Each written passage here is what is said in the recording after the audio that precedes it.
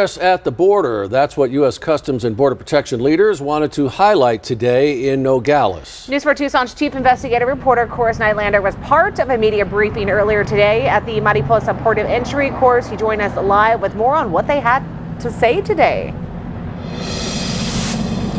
Monica, acting CBP Commissioner Troy Miller was here in Nogales to highlight some of the successes they've seen along the southwest border, as well as address some of the continued challenges. He says they chose this backdrop for today's media briefing because about 50% of the fentanyl that gets into our country has gone through this port of entry, and seriously a very busy port very often. On display, they had some of the fentanyl seized recently, as well as firearms, showing some of the dangerous merchandise these cartels are getting into our country. Here it's mainly the Sinaloa cartel.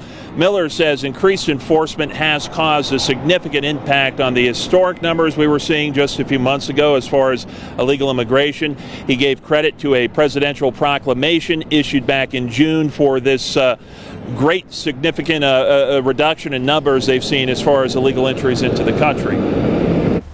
Since the presidential proclamation and securing the border were issued in June, we have significantly increased the consequences for those who illegally cross into the United States. We've decreased releases by 80%. And Miller also says so-called gotaway numbers have dropped by over 60%. Those are people they see enter the country but never been able to apprehend them.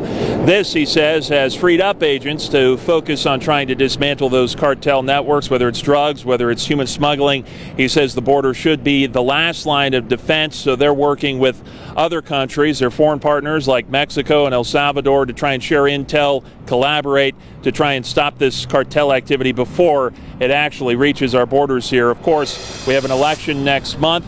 I asked Miller why the timing of this event and if it had anything to do with this looming election.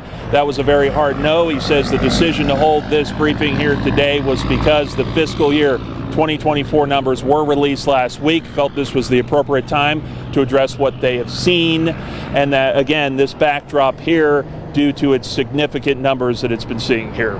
We're live from Nogales tonight. Course Nylander, News 4 Tucson.